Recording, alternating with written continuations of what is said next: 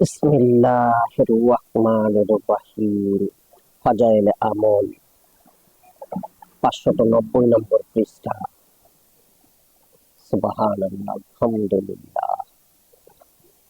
একদিন হুজুর সাল্লাল্লাহু আলাইহি ওয়াসাল্লাম এর নিকট চাষতের 12 রাকাত নামাজের ফজিলত শুনিয়া বাকি জীবন আর চাষতের নামাজ কাজা করেন নাই। তাহার পিতা আবু সুফিয়ানের ইন্তেকালের 3 দিন পর তিনি খুশবু ব্যবহার করেন এবং বলেন, প্রকৃতপক্ষে আমার খুশবুর কোনো প্রয়োজন নাই, তবে হুজুর সাল্লাল্লাহু আলাইহি ওয়াসাল্লাম এর নিকট আমি শুনিয়েছি, মেয়ে লোকের জন্য স্বামী ব্যতীত আর কাহার জন্য 3 দিনের বেশি শোক করা জায়েজ নাই। হ্যাঁ, স্বামীর জন্য 4 মাস 10 দিন শোক করা যায়। এই জন্যই আমি সুগন্ধি ব্যবহার করিলাম, যেন শোক বোঝা না যায়। মৃত্যুর পূর্বক্ষণে তিনি মা আয়েশাকে ডাকিয়া বলিলেন, হবু, আপনার ও আমার মধ্যে সতীনের সম্পর্ক ছিল এবং সতীনের মধ্যে পরস্পরে কিছু মন কষাকষি হইয়াই থাকে। আল্লাহ পাক আমাকেও ক্ষমা করুন, আপনাকেও ক্ষমা করুন। ইহা শুনিয়া মা আয়েশা রাদিয়াল্লাহু তাআলা আনহা বলিলেন, আল্লাহ আপনাদিগকে ক্ষমা করিয়া দিন। উম্মে হাবিবা রাদিয়াল্লাহু তাআলা আনহা বলিলেন, এই কথা বলিয়া আপনি আমাকে এই মুহূর্তে খুবই সন্তুষ্ট করিলেন। আল্লাহ আপনাকে সন্তুষ্ট করুন। তারপর এইভাবে হযরত আম্মাজান উম্মে সালমা রাদিয়াল্লাহু তাআলা আনহা এর নিকট লোক পাঠাইয়া ক্ষমা প্রার্থনা করেন। সতীনগণ সাধারণত একে অন্যের চেহারাটুকু পর্যন্ত দেখিতে রাজি নয়, কিন্তু তাহাদের অবস্থা এই ছিল যে পরকালের জন্য বোঝা না রাখিয়া এখানেই যেন সব শেষ হইয়া যায়। তদুপরি হুজুরে পাক সাল্লাল্লাহু আলাইহি ওয়াসাল্লাম এর মহব্বত ও আজমত তাহাদের অন্তরে কতটুকু যে প্রতিষ্ঠিত ছিল তা পিতার প্রতি ব্যবহার দ্বারাই প্রতীয়মান হয়। হযরত আয়েশার প্রতি অপবাদের ঘটনায় জয়নবের সাফাই 10। উম্মুল মুমিনিন হযরত জয়নব বিনতে জাহাশ রাদিয়াল্লাহু তাআলা আনহা হুজুরের ফুফাতো বোন ছিলেন। ইসলামের প্রারম্ভেই তিনি মুসলমান হইয়াছিলেন। প্রথমে হযরত যায়েদের সহিত তাহার বিবাহ হয়। যায়েদ রাদিয়াল্লাহু তাআলা আনহু হুজুরের মুক্তি দেওয়া গোলাম এবং পোষ্যপুত্র ছিল। তাহাকে যায়েদ বিন মুহাম্মদ বলিয়াই ডাকা হইত। তিনি জয়নবকে তালাক দিয়া দেন। অন্ধকার যুগে প্রথা ছিল পোষ্যপুত্রকে বধূকে বিবাহ করা নিষিদ্ধ ছিল। সেই কুসংস্কারকে সমূলে উৎখাত করার জন্য হুজুর পাক সাল্লাল্লাহু আলাইহি ওয়াসাল্লাম জয়নবের নিকট আপন বিবাহের প্রস্তাব পাঠান। জয়নব রাদিয়াল্লাহু তাআলা আনহা বলিলেন, আমি আল্লাহর সহিত পরামর্শ ব্যতীত উত্তর দিতে পারি না। তাই ওযু করিয়া নামাজে দাঁড়াইয়া গেলেন। জয়নবের এই নিয়তের বরকতে আল্লাহ পাক হুজুর সাল্লাল্লাহু আলাইহি ওয়াসাল্লাম এর সহিত তাহার বিবাহ আসমানে পড়াইয়া পবিত্র কোরআনে এই আয়াত নাজিল করিলেন। যায়েদ রাদিয়াল্লাহু তাআলা আনহু যখন জয়নবের সহিত নিজের প্রয়োজনকে মিটাইয়া ফেলিয়াছিলেন, তখন আমি তাহাকে আপনার নিকটে সুপর্দ করিলাম, যেন মুমিনদের জন্য আপন পোষ্যপুত্রের বিবিদের ব্যাপারে আর কোনো সংকীর্ণতা না থাকে। যখন তাহারা বিবিদের সহিত প্রয়োজন মিটাইয়া ফেলে এবং আল্লাহর হুকুম পূর্ণ হইয়াই রহিল। এই আয়াত অবতীর্ণ হওয়ার পর যিনি সর্বপ্রথম এই সুসংবাদ নিয়ে জয়নব রাদিয়াল্লাহু তাআলা আনহা এর নিকট যান, তাহাকে তিনি পরিহিত সমস্ত অলঙ্কারাদি দান করিয়া দেন। সঙ্গে সঙ্গে সিজদায় পড়িয়া শুকরিয়া আদায় করিয়া পুরো 2 মাসের রোজার মানত করেন। হযরত জয়নব রাদিয়াল্লাহু তাআলা আনহা এর জন্য ইহা রীতিমতো গর্বের ব্যাপার ছিল যে হুজুরে পাক সাল্লাল্লাহু আলাইহি ওয়াসাল্লাম এর অন্যান্য বিবিদের নিকাহ আত্মীয় স্বজনদের দ্বারা সম্পাদন হয়, আর জয়নবের বিবাহ স্বয়ং আল্লাহ পাক আসমানে পড়াইয়াছেন এবং সেই বিষয়ে কোরআনে পাকে আয়াত নাজিল হইয়াছে। আসমানে বিবাহ হওয়ার দরুন তিনি অনেক সময় হুজুরের সর্বাপেক্ষা প্রিয়তমা বিবি হযরত আয়েশা রাদিয়াল্লাহু তাআলা আনহা এর উপর গর্ব করিতেন। আম্মাজান আয়েশা রাদিয়াল্লাহু তাআলা আনহা এর উপর যখন মুনাফিকগণ মিথ্যা অপবাদ রটায়, তখন অন্যান্য বিবিদের মতো মা জয়নবকেও হুজুর সাল্লাল্লাহু আলাইহি ওয়াসাল্লাম আয়েশার চরিত্র সম্পর্কে জিজ্ঞাসা করিয়াছিলেন। জয়নব রাদিয়াল্লাহু তাআলা আনহা দৃঢ়ভাবে উত্তর দিয়েছিলেন, আয়েশার মধ্যে আমি ভালো ছাড়া মন্দ কিছুই দেখিতে পাই নাই। সত্যিকার দিনদারি ইহাকেই বলে, নচেত স্বামীর দৃষ্টিতে সতীনকে হেয় প্রতিপন্ন করার ইহাই সুবর্ণ সুযোগ ছিল। অথচ উহার পরিবর্তে পঞ্চমুখে প্রশংসাই করিয়া দিলেন। আম্মাজান জয়নব রাদিয়াল্লাহু তাআলা আনহা বহুত বড় বুজুর্গ ছিলেন। নফল রোজা এবং নফল নামাজেই তাহার সময় কাটিত। নিজ হাতে পয়সা উপার্জন করিয়া যাহা পাইতেন তাহাই সদকা করিয়া দিতেন। ইন্তেকালের সময় বিবি সাহেবান হুজুর সাল্লাল্লাহু আলাইহি ওয়াসাল্লামকে জিজ্ঞাসা করিয়াছিলেন, আমাদের মধ্য হইতে সবচেয়ে প্রথম কে আপনার সহিত মিলিত হইবে? হুজুর সাল্লাল্লাহু আলাইহি ওয়াসাল্লাম বলেন, যাহার হাত অধিক লম্বা হইবে তাহার লাকড়ি নিয়া হাত মাপিতে আরম্ভ করিলেন, কিন্তু পরে জানা গেল উহার অর্থ হইল যিনি সবচেয়ে বেশি সদকা খয়রাত করেন। সুতরাং দেখা গেল মা জয়নবী সর্বাগ্রে ইন্তেকাল করেন। হযরত ওমর রাদিয়াল্লাহু তাআলা আনহু এর খেলাফতের যুগে বিবি সাহেবানদের ভাতা নির্ধারিত হয়। সেই অনুসারে হযরত জাইনবের নিকট 12,000 দিরহাম পাঠানো হয়। তিনি দেখিয়াই বলেন, এইগুলি বন্টনের জন্য আমার নিকটে কেন, অন্য কাহাকেও দেওয়া যাইতে পারে। বলা হয় যে এইসব দিরহাম আপনার জন্য 1 বছরের ভাতা স্বরূপ দেওয়া হইয়াছে। তিনি তৎক্ষণাৎ অন্যদিকে মুখ ফিরাইয়া ঘরের কোণে রাখিয়া দিতে বলিলেন। অবশেষে খাদেম বর্জাকে ডাকিয়া উহা আত্মীয় স্বজন, গরিব, মিসকিন এবং বিধবাদের মধ্যে এক মুষ্টি হিসাবে দান করিয়া দিতে বলেন। দান করিতে করিতে সর্বশেষে বর্জা নিজের জন্য কিছু প্রার্থনা করিলেন। তিনি বলিলেন, কাপড়ের নিচের বাকি কয়টা তুমি নিয়ে যাও। বর্জা বলিল, আমি শুনিয়া দেখিলাম, গুনিয়া দেখিলাম 84 দিরহাম হইয়াছে। অতঃপর উভয় হাত উঠাইয়া দোয়া করিলেন, হে আল্লাহ, আগামী বছর যেন এই টাকা আমার হাতে না আসে, কারণ ইহা আসাটাই ফেতনা। আল্লাহ পাক দোয়া কবুল করিলেন এবং আগামী বছর ভাতা পৌঁছিবার পূর্বেই তিনি ইন্তেকাল করেন। হযরত ওমর রাদিয়াল্লাহু তাআলা আনহু শুনিয়া তাহার নিজ প্রয়োজনের জন্য আরো 1000 দিরহাম পাঠাইয়া দেন, কিন্তু তিনি উহাও সঙ্গে সঙ্গে দান করিয়া দেন। ইন্তেকালের সময় থাকার ঘরটা ছাড়া আর কোনো ত্যায্য সম্পত্তি রাখিয়া যান নাই। অতিমাত্রায় দানশীলতার দরুন তাহাকে বলা হইত মাউ আল মাসাকিন, অর্থাৎ মিসকিনদের ঠিকানা। জনৈক মহিলা বলেন, হযরত জাইনবের ঘরে আমরা কাপড়ে হলুদ রং দিতেছিলাম। ওই সময় হুজুর সাল্লাল্লাহু আলাইহি ওয়াসাল্লাম তাশরিফ আনিয়া আমাদিগকে ওই অবস্থায় দেখিয়া ফিরিয়া গেলেন। আম্মাজান মনে করিলেন এই রং হুজুর সাল্লাল্লাহু আলাইহি ওয়াসাল্লাম এর পছন্দ হয় নাই, তাই তিনি সমস্ত কাপড় ধুইয়া পরিষ্কার করিয়া ফেলেন। অন্য সময় হুজুর সাল্লাল্লাহু আলাইহি ওয়াসাল্লাম সেই রং দেখিতে না পাইয়া ঘরে তাশরিফ আনেন। স্বভাবত মেয়েরা মাল এবং রং উভয়টারই পাগল হয়, কিন্তু তাহারা মেলক হওয়া সত্ত্বেও মাল রাখিতে জানিতেন না এবং হুজুর সাল্লাল্লাহু আলাইহি ওয়াসাল্লাম এর সাধারণ ইঙ্গিতেই রং ধুইয়া পরিষ্কার করিয়া ফেলেন। বিবি খানসার 4 পুত্র সহ যুদ্ধে অংশগ্রহণ। 11 হযরত খানসা রাদিয়াল্লাহু তাআলা আনহা বিখ্যাত কবি ছিলেন। আপন গোত্রের কয়েক ব্যক্তির সহিত মদিনায় আসিয়া ইসলাম গ্রহণ করেন। ইবনে আসির রাহিমাহুল্লাহ বলেন, ঐতিহাসিকগণ এই বিষয়ে একমত যে মহিলাদের মধ্যে খানসার আগে এবং পরে তাহার মতো কবি আর জন্মায় নাই। হযরত ওমর রাদিয়াল্লাহু তাআলা আনহু এর খেলাফতের জামানায় কাদেসিয়ার যুদ্ধে হযরত খানসা রাদিয়াল্লাহু তাআলা আনহা তাহার 4 পুত্র সহ শরীক হন। যুদ্ধের একদিন পূর্বে তিনি 4 পুত্রকে সম্বোধন করিয়া বলেন, হে আমার প্রিয়তম ছেলেরা, তোমরা আপন সন্তুষ্টিতেই ইসলাম গ্রহণ করিয়াছ এবং নিজ খুশিতেই হিজরত করিয়াছ। সেই আল্লাহর কসম, যিনি ব্যতীত আর কোনো মাবুদ নাই, যেইভাবে তোমরা একই মায়ের পেট হইতে জন্ম নিয়েছ, সেইভাবে তোমরা একই বাপের ঔরসজাত সন্তান। আমি তোমাদের পিতার সহিত কোনো খেয়ানত করি নাই, নিজ চরিত্রের দ্বারা তোমাদের মামাদিগকেও লজ্জিত করি নাই, আর তোমাদের বংশ মর্যাদাকে ও কোন রূপ কলঙ্কিত করি নাই। তোমাদের জানা আছে কাফিরদের সহিত জিহাদ করিলে কি কি সওয়াবের অধিকারী হওয়া যায়। তোমাদের আরো জানা আছে যে আখিরাতের চিরস্থায়ী জিন্দেগি দুনিয়ার ক্ষণস্থায়ী জিন্দেগি হইতে অনেক উত্তম। আল্লাহ পাক ইরশাদ করিতেছেন, হে ঈমানদারগণ, কাফিরদের মোকাবিলায় তোমরা ধৈর্য অবলম্বন করো এবং মোকাবিলার জন্য প্রস্তুত হও, তবেই তো তোমরা কৃতকার্য হইবে। অতএব আগামীকাল যখন কাফিরদের সম্মুখীন হইবে, তখন আল্লাহর দরবারে সাহায্য প্রার্থনা করিয়া তোমরা অগ্রসর হইবে এবং যুদ্ধে যখন ভয়ঙ্কর মূর্তি ধারণ করিবে, তখন যুদ্ধের সেই অগ্নিশিখার মধ্যে তোমরা ঝাঁপাইয়া পড়িবে এবং কাফিরদের সেনাপতির সহিত তোমরা মোকাবেলা করিবে। ইনশাআল্লাহ জান্নাতে ইজ্জতের সহিত তোমরা কামিয়াব হইবে। পরদিন ভোরবেলায় যখন যুদ্ধের দাবানল জ্বলিয়া উঠিল, মাতার নির্দেশ মোতাবেক 4 ভাই একের পর এক গানের সুরে মায়ের নসিহতকে আবৃত্তি করিতে করিতে বীর বিক্রমে শত্রুদের উপর ঝাঁপাইয়া পড়িল ও একে একে সকলেই শহীদ হইয়া গেল। তাহাদের শাহাদাতের খবর মায়ের নিকট পৌঁছিবা মাত্রই তিনি বলিয়া উঠিলেন, সমস্ত শুকরিয়া ওই আল্লাহর জন্য, যিনি আমার ছেলেদের শাহাদাতের উছিলায় আমাকে ইজ্জত দান করিয়াছেন। আমি আল্লাহর দরবারে এই আশা পোষণ করি যে ছেলেদের সহিত তিনিও আমাকে আপন রহমতের ছায়ায় আশ্রয় দান করিবেন। আল্লাহ পাকের এমন বাদীও রহিয়াছেন, যিনি আপন 4 জন যুবক সন্তানকে যুদ্ধের অনলে ঝাঁপাইয়া পড়ার জন্য উৎসাহ দিতেছেন। আবার সকলেই শহীদ হইয়া যাওয়ার পর আল্লাহর দরবারে প্রাণ ভরিয়া শুকরিয়া আদায় করিলেন। হযরত সুফিয়া কর্তৃক জনৈক ইহুদিকে হত্যা করা।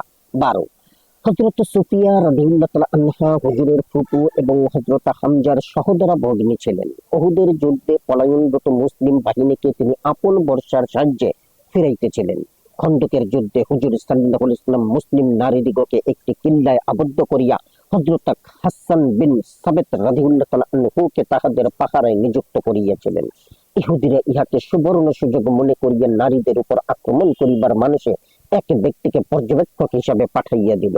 হযরত সুফিয়া রাদিয়াল্লাহু তাআলা আনহা গোপনে ইহা টের পাইয়া পাহারাদার হাসান রাদিয়াল্লাহু তাআলা আনহুকে বলিলেন, লোকটিকে তুমি হত্যা করিয়া ফেলো।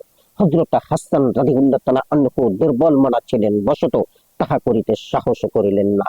অবশেষে সুফিয়া স্বয়ং তাঁবুর একটি খুঁটি হইতে হাতে করিয়া বাহির হন এবং একই আঘাতে ইহুদির মাথা ভাঙ্গিয়া ফেলেন। তিনি কেল্লায় ফিরিয়া হাসানকে বলিলেন, লোকটি বেগানা পুরুষে বিধায় আমি তাহার কাপড় চোপড় সব খুলিয়া আনিতে পারি নাই, আপনি গিয়া সেই কাজটা সমাধা করিয়া আসুন। হাসান রাদিয়াল্লাহু তাআলা আনহু এবারও দুর্বলতা বশত সেই কাজ করিতে সাহস করিলেন না। অবশেষে সুফিয়া রাদিয়াল্লাহু তাআলা আনহা নিজেই আবার গিয়া ইহুদির মাথা কাটিয়া দেওয়ালের উপর দিয়ে ইহুদিদের দলের ভিতর ফেলিয়া দেন। ইহাতে ইহুদিরা স্তব্ধ হইয়া বলাবলি করিতে লাগিল যে, আমরা আগেই বুঝিয়াছিলাম মুহাম্মদ সাল্লাল্লাহু আলাইহি ওয়াসাল্লাম নারীদিগকে এইভাবে একা ফেলিয়া যান নাই, বরং তাহাদের হেফাজতের জন্য তাহাদের মধ্যে পুরুষগণ লুকায়িত আছে। হিজরি 20 সালে হযরত সুফিয়া রাদিয়াল্লাহু তাআলা আনহা 73 বছর বয়সে ইন্তেকাল করেন। এই হিসাবে পঞ্চম হিজরিতে খন্দকের যুদ্ধের সময় তাহার বয়স ছিল 58 বছর। এই বৃদ্ধ বয়সে সাধারণত মেয়েরা ঘরের কাজকর্মেরও অযোগ্য হইয়া যায়, অথচ সুফিয়া কর্তৃক একাকিনী জনৈক ইহুদিকে হত্যা করিয়া আবার বিরাট শত্রু দলের ভিতর ফেলিয়া দেওয়া বাস্তবিকই বিরাট দুঃসাহসের কথা। নারী জাতির স্বভাব সম্পর্কে হযরত আসমা রাদিয়াল্লাহু তাআলা আনহা এর জিজ্ঞাসা। 13 হযরত আসমা বিনতে ইয়াজিদ আনসারী রাদিয়াল্লাহু তাআলা আনহু হুজুর সাল্লাল্লাহু আলাইহি ওয়াসাল্লাম এর দরবারে আসিয়া আরজ করিলেন, ইয়া রাসূলুল্লাহ, আমার মাতা পিতা আপনার উপর কুরবান হোক। মুসলমান নারীদের পক্ষ হইতে প্রতিনিধি হিসাবে আমি আপনার খেদমতে হাজির হইয়াছি। নিশ্চয়ই আল্লাহ পাক নারী এবং পুরুষ উভয়ের জন্য আপনাকে নবী করিয়া পাঠাইয়াছেন। তাই আমরা নারী মহল আপনার উপর এবং আল্লাহর উপর ঈমান আনিয়াছি। কিন্তু আমরা ঘরের কোণে পর্দার অন্তরালে থাকিয়া শুধু পুরুষদের মনোবাঞ্ছনা পূর্ণ করিয়া থাকি, তাহাদের সন্তান দিগকে গর্ভে ধারণ করিয়া থাকি। এতদ সত্ত্বেও পুরুষগণ অনেক ব্যাপারে স্বভাবের দিক দিয়ে আমাদের চেয়ে অগ্রগামী থাকে। তাহারা জুম্মার নামাজে শরিক হয়, জামাতে নামাজে পড়ে, রোগীর দেখাশোনা করে, জানাজায় শরিক হয়, হজের পর হজ করিয়া থাকে। সর্বোপরি তাহারা জিহাদে শরিক হয়। আর তাহারা যখন হজ, উমরা, জিহাদ ইত্যাদিতে গমন করে, তখন আমরা তাহাদের জন্য কাপড় বুনিয়া থাকি। আমরা কি সওয়াবের বেলায় পুরুষের সমান অংশীদার হইতে পারি না? হুজুর সাল্লাল্লাহু আলাইহি ওয়াসাল্লাম সাহাবাদের প্রতি মুখ ফিরাইয়া ইরশাদ করিলেন, হে আমার সাহাবারা, ধর্মের ব্যাপারে এই মহিলার চেয়ে উত্তম প্রশ্নকারী তোমরা দেখিয়াছ কি? সাহাবারা বলিলেন, মেয়ে লোক যে এইরকম প্রশ্ন করিতে পারে আমরা কল্পনাও করিতে পারি নাই। অতঃপর প্রিয় নবী সাল্লাল্লাহু আলাইহি ওয়াসাল্লাম হযরত আসমা রাদিয়াল্লাহু তাআলা আনহা এর দিকে লক্ষ্য করিয়া বলিলেন, মনোযোগ দিয়া শুনো এবং বুঝিয়া নাও, আর যেই সব মেয়েদের তুমি প্রতিনিধি হইয়া আসিয়াছ তাহাদিগকে বলিয়া দাও যে স্বামীর খেদমত করা তাহাদের সন্তুষ্টি তালাশ করা উল্লেখিত সমস্ত সওয়াবেরই সমতুল্য। ইহা শুনিয়া হযরত আসমা রাদিয়াল্লাহু তাআলা আনহা আনন্দিত হইয়া বাড়ি ফিরিয়া গেলেন। মেয়ে লোকের আপন স্বামীর সহিত শব্দ ব্যবহার করা এবং অনুগত থাকা একটি অমূল্য সম্পদ, কিন্তু নারী জাতি ইহা হইতে সম্পূর্ণ উদাসীন। একবার সাহাবারা হুজুর সাল্লাল্লাহু আলাইহি ওয়াসাল্লামকে জিজ্ঞাসা করিলেন, আরবের বাহিরের লোকেরা আপন বাদশাহগণকে সিজদা করিয়া সম্মান প্রদর্শন করে, অথচ সিজদা পাওয়ার আপনি সবচেয়ে বেশি উপযোগী। হুজুর সাল্লাল্লাহু আলাইহি ওয়াসাল্লাম নিষেধ করিয়া বলিলেন, দেখো, আল্লাহ ব্যতীত আর তাহাকেও সিজদা করিবার যদি আমি নির্দেশ দিতাম, তবে মেয়ে দিগকে বলিতাম তাহারা যেন আপন স্বামীকে সিজদা করে। অতঃপর হুজুর সাল্লাল্লাহু আলাইহি ওয়াসাল্লাম বলিলেন, যেই আল্লাহর কুদরতি হাতে আমার জান, সেই আল্লাহর কসম করিয়া বলিতেছি, যতক্ষণ পর্যন্ত মেয়ে লোক আপন স্বামীর হক আদায় না করিবে, ততক্ষণ পর্যন্ত তাহারা আল্লাহর হক আদায় করিতে পারিবে না। একটি হাদিসে আছে, একদা একটি উট আসিয়া হুজুর সাল্লাল্লাহু আলাইহি ওয়াসাল্লামকে সিজদা করিল। সাহাবারা বলিয়া উঠিলেন, যখন এই উট আপনাকে সিজদা করিল, তখন আমরা কেন আপনাকে সিজদা করিব না? হুজুর সাল্লাল্লাহু আলাইহি ওয়াসাল্লাম নিষেধ করিয়া ওই কথাই বলিলেন, আমি যদি আল্লাহ ব্যতীত কাহাকেও সিজদা করার হুকুম করিতাম, তবে স্ত্রী লোকদিগকে বলিতাম তাহারা যেন আপন আপন স্বামীকে সিজদা করে। হাদিসে আসিয়াছে, স্ত্রী যদি স্বামীকে সন্তুষ্ট রাখিয়া মারা যায় তবে সে বেহেশতে প্রবেশ করিবে। অন্য হাদিসে আসিয়াছে, স্ত্রী স্বামী হইতে অসন্তুষ্ট হইয়া ভিন্ন বিছানায় যদি রাত কাটায় তবে ফেরেশতারা তাহার উপর লানত করিতে থাকে। আরো বর্ণিত আছে, দুই ব্যক্তির নামাজে কবুলিয়াতের জন্য মাথার উপরও উঠিতে পারে না। প্রথমত মনিব হইতে পলায়নরত গোলাম, দ্বিতীয়ত স্বামীর অবাধ্য স্ত্রী। উম্মে আম্মারা রাদিয়াল্লাহু তাআলা আনহা এর ইসলাম গ্রহণ ও যুদ্ধে অংশগ্রহণ। 14, হযরত উম্মে আমারা রাদিয়াল্লাহু তাআলা আনহা ওইসব নারীদের অন্যতম যাহারা প্রাথমিক অবস্থায় ইসলাম গ্রহণ করেন ও বাইতুল আকাবায় অংশগ্রহণ করেন। গিরি সংকটে আকাবা বলা হয়। ইসলামের প্রাথমিক অবস্থায় দেশি বিদেশি লোকদিগকে হুজুর সাল্লাল্লাহু আলাইহি ওয়াসাল্লাম গোপনে ইসলামে দীক্ষিত করিতেন। হুজুর হজের মৌসুমে মদিনার লোকেরা এক গিরি সংকটে হুজুর সাল্লাল্লাহু আলাইহি ওয়াসাল্লাম এর হাতে ইসলাম গ্রহণ করিতেন। তথায় তৃতীয়বারে যাহারা ইসলাম গ্রহণ করেন, উম্মে আমারা রাদিয়াল্লাহু তাআলা আনহা তাহাদের মধ্যে একজন ছিলেন। হিজরতের পর কয়েকটা যুদ্ধে, বিশেষত উহুদ, খাইবার, হুদাইবিয়া, হুনাইন, উমরাতুল কাজা ও ইয়ামামা লড়াইয়ে তিনি শরিকে ছিলেন। উহুদের ঘটনা তিনি নিজ মুখে এইভাবে শুনাইতেছেন যে, আহতদেরকে পান করাইবার জন্য আমি এক মশক পানি লইয়া উহুদের দিকে রওনা হই। তাহার বয়স তখন 43 বছর। তাহার দুই বেটা সেই যুদ্ধে শরিকে ছিলেন। উহুদ প্রান্তরে প্রথমে যখন মুসলমানগণ জয় লাভ করিয়া পরে পরাজয় বরণ করিতেছিলেন, আমি ত্বরিত গতিতে গিয়া তখন হুজুরে পাক সাল্লাল্লাহু আলাইহি ওয়াসাল্লাম এর সম্মুখে দাঁড়াইয়া কাফিরদের হামলা প্রতিহত করিতে থাকি। প্রথমে তাহার নিকটে কোনো ঢাল ছিল না, অবশ্য পরে ঢাল প্রাপ্ত হন। উহা দ্বারা কাফিরদের হামলা হইতে আত্মরক্ষা করিতেন। তাহার কোমরে একটা কাপড়ের মধ্যে অনেকে গুলি নেকড়া বাঁধা ছিল। কেহ আহত হইলে ওইগুলি জ্বালাইয়া ভস্ম করিয়া ক্ষত স্থানে লাগাইয়া দিতেন।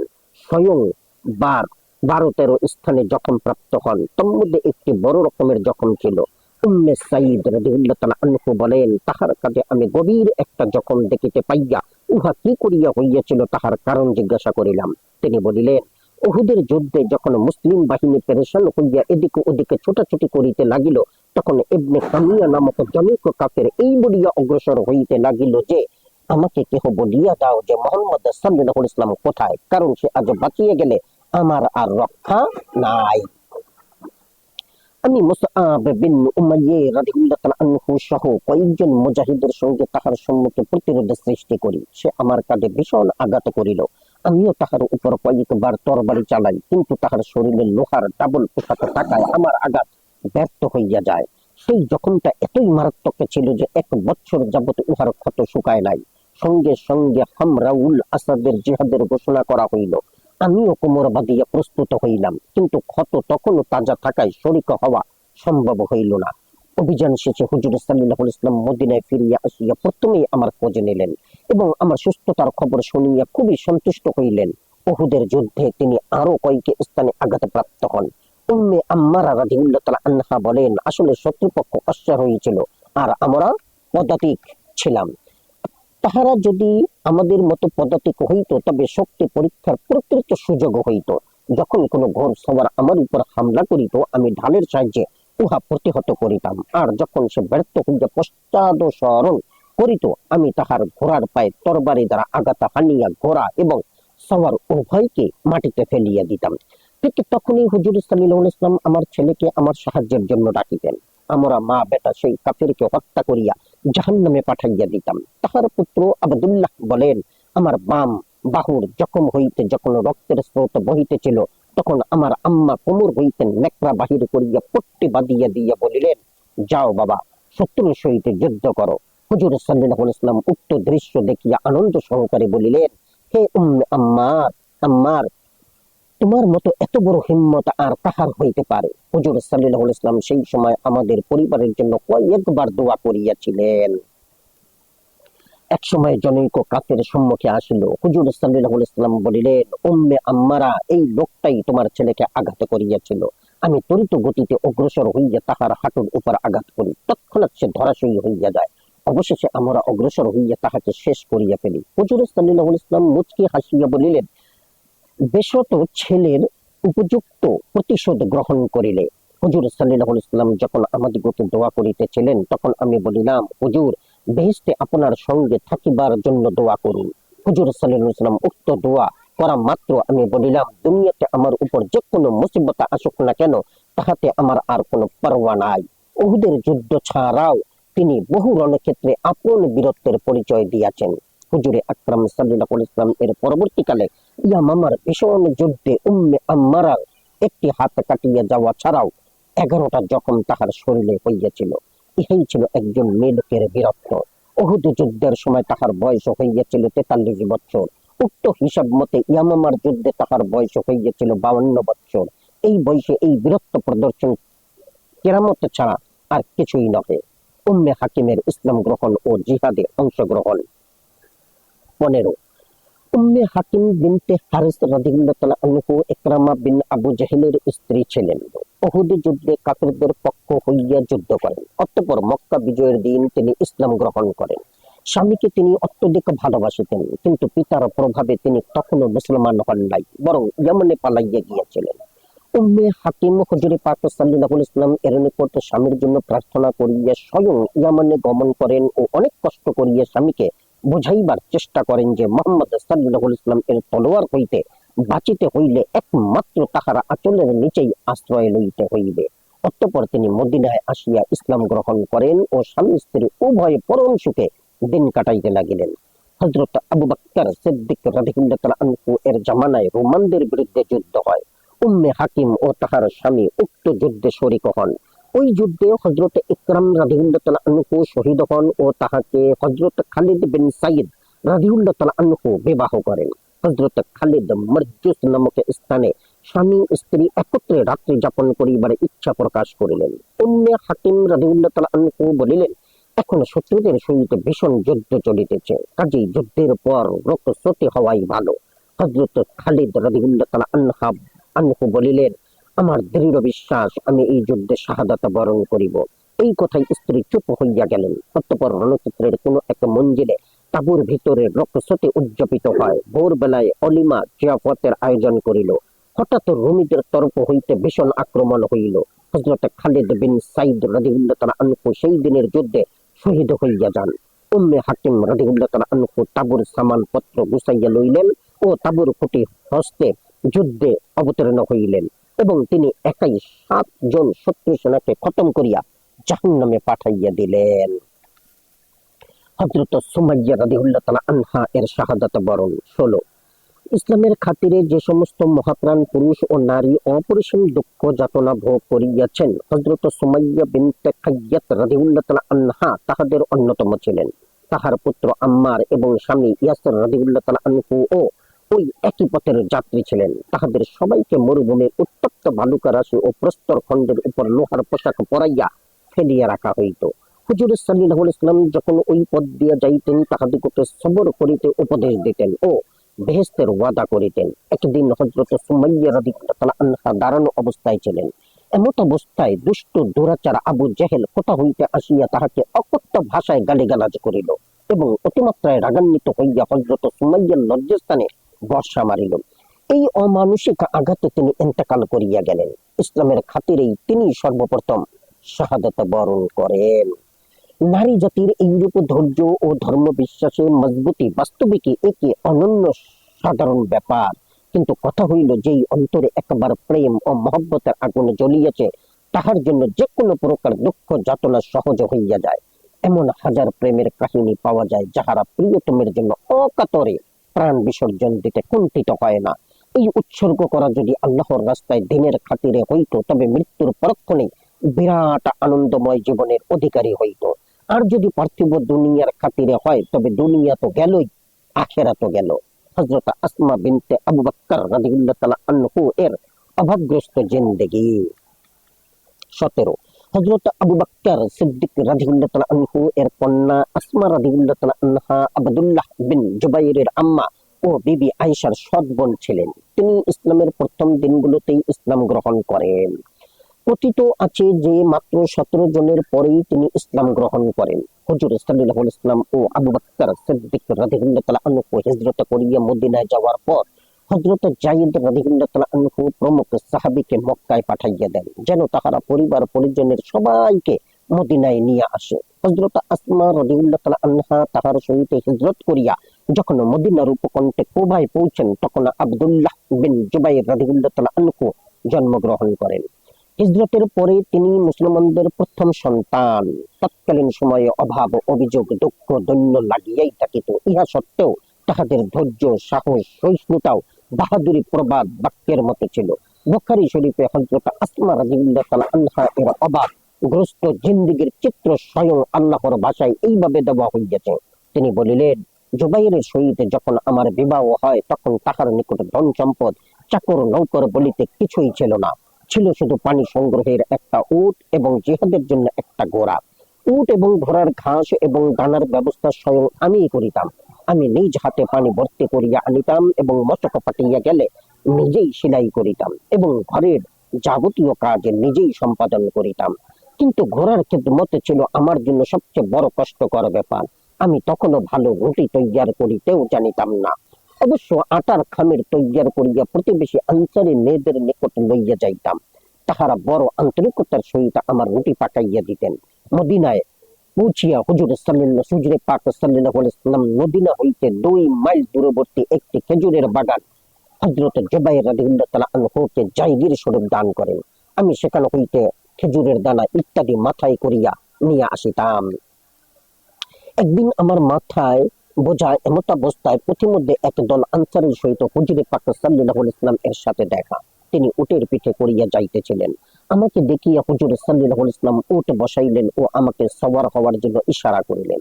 কিন্তু একে তো জুবাইর রাদিয়াল্লাহু তাআলা আনহু নারাজ হইতে পারেন, দ্বিতীয়ত পুরুষদের সহিত যাইতে আমার খুবই লজ্জা হইল।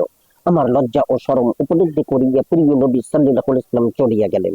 বাড়িতে ফিরিয়া আমি জুবাইর রাদিয়াল্লাহু তাআলা আনহুকে পুরা কিসসা শুনাইলাম এবং বলিলাম, আপনার নারাজির ভয়ে আমি উটের পিঠে সওয়ার হই নাই।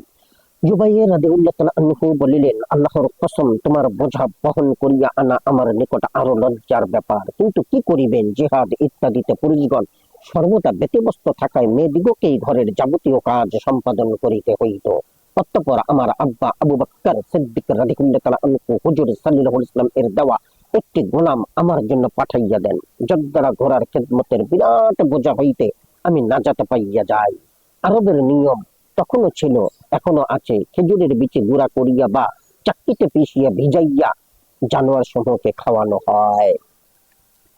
হযরত আসমা রাদিয়াল্লাহু তাআলা আনহা কর্তৃক আপন দাদাকে অপূর্ব সান্ত্বনা দান। 18 হযরত আবু বকর সিদ্দিক রাদিয়াল্লাহু তাআলা আনহু হিজরতে গমন করিবার সময় তাহার নিকট সঞ্চিত 6000 দিরহাম সঙ্গে নিয়ে যান। হযরত আবু বকর রাদিয়াল্লাহু তাআলা আনহু এর পিতা আবু কুহাফা তখনও ইসলাম গ্রহণ করেন নাই এবং অন্ধ ছিলেন। সকালবেলায় আবু বকর রাদিয়াল্লাহু তাআলা আনহু এর হিজরতের কথা শুনিতে পাইয়া তাহার ঘরে আসিয়া নাতনিদিগকে বলিল, আমার মনে হয় আবু বকর তোমাদিগকে শুধু যাওয়ার ব্যথা দিয়া যায় নাই, বরং সমস্ত টাকা করি নিয়া তোমাদিগকে বিপদে ফেলিয়া গিয়াছে। হযরত আসমা রাদিয়াল্লাহু তাআলা আনহা বলেন যে, আমি বলিলাম, দাদাজান, আব্বা তো অনেক কিছু রাখিয়া গিয়াছেন। এই বলিয়া আমি তাড়াতাড়ি পাথরের টুকরা সমূহ যেখানে টাকা পয়সা থাকিত সেখানে রাখিয়া দিলাম এবং উপরে একটা কাপড় দিয়ে ঢাকিয়া দাদাজানের হাত সেখানে ফিরাইয়া বলিলাম, দেখুন দাদাজান, এখানে অনেক টাকা রহিয়াছে। তিনি খুশি হইয়া বলিলেন, সে তো ভালোই করিয়াছে, ইহা দ্বারা তোমাদের জীবিকার ব্যবস্থা হইবে। আসমা রাদিয়াল্লাহু তাআলা আনহা বলেন, কসম আল্লাহর, সেখানে কিছুই ছিল না, শুধু দাদাজানের সন্তুষ্টির জন্য এইরূপ চক্রান্ত করিয়াছিলাম। বাস্তবিক আত্মার বড় জোর থাকিলে এইরূপ হইয়া থাকে, নতুবা দাদার চেয়ে নাতনিদেরকেই বেশি মনে কষ্ট পাওয়ার কথা, কারণ দাদা ভিন্ন, তখন অন্য কোনো আশ্রয়স্থল ছিল না। তদুপরি চতুর্দিকে শুধু শত্রু আর শত্রু। এমত অবস্থায় কোনো অভিযোগ না করিয়া বরং দাদাকে সান্ত্বনা দেওয়া হইয়াছে। ধন্য সেই জামানার পুরুষ এবং মেয়ে লোকগণ, তাহাদের কাজ কারবারে রীতিমতো ঈর্ষার উদ্রেক হয়। হযরত আবু বকর সিদ্দিক রাদিয়াল্লাহু তাআলা আনহু প্রথমে খুব ধনাঢ্য ব্যক্তি ছিলেন। দিনের খাতিরে সর্বস্ব বিলীন করিতে করিতে অবশেষে তাবুকের যুদ্ধে যাবতীয় ধন সম্পদ হুজুরে আকরাম সাল্লাল্লাহু আলাইহি ওয়াসাল্লাম এর দরবারে আনিয়া হাজির করিলেন। হুজুর সাল্লাল্লাহু আলাইহি ওয়াসাল্লাম ইরশাদ করেন, আবু বকরের মালে আমার যতটুকু উপকার হইয়াছে অন্য কাহারও মালে ততটুকু হয় নাই। আমি সমস্ত লোকের ইহসানের প্রতিদান দুনিয়াতেই দিয়াছি, কিন্তু আবু বকরকে আল্লাহর উপর সুপর্দ করিয়াছে, তিনি নিজ হাতে আবু বকর রাদিয়াল্লাহু তাআলা আনহু এর বদলা দিয়ে দিবেন। হযরত আসমা রাদিয়াল্লাহু তাআলা আনহা এর দানশীলতা। 19, হযরত আসমা রাদিয়াল্লাহু তাআলা আনহা বহুত বড় দানশীল ছিলেন। প্রথমে হিসাব করিয়া দান করিতেন, কিন্তু হুজুরে আকরাম সাল্লাল্লাহু আলাইহি ওয়াসাল্লাম এর ইরশাদ যখন শুনিলেন ধন সম্পদ বাঁধিয়া রাখিবে না এবং হিসাব না রাখিয়া যতটুকু সম্ভব খরচ করিতে থাকো, ইহার পর হইতে অকাতরে দান করিতেন এবং নিজ কন্যা ও অন্যান্য মেয়েদেরকে মুক্ত হস্তে দান করিবার উপদেশ দিতেন, যে যেহেতু প্রয়োজন কখনো মিটিবে না আর খরচ করিলে লোকসানেরও আশঙ্কা নাই। ওই সকল মহামানবের অভাব ছিল যেরূপে সীমাহীন, ঠিক তাহার চেয়ে বেশি সীমাহীন ছিল তাহাদের আত্মার প্রশস্ততা। আজকাল চতুর্দিকে শুধু অভাব আর অভাবের অভিযোগ, অথচ এমন লোক সম্ভবত মোটেই পাওয়া যাইবে না যাহারা পেটে পাথর বাঁধিতেছেন অথবা দিনের পর দিন উপবাসে কাটাইতেছেন। আমানতু বিল্লাহ। জাযাকুমুল্লাহ খাইরান। আসসালামু আলাইকুম।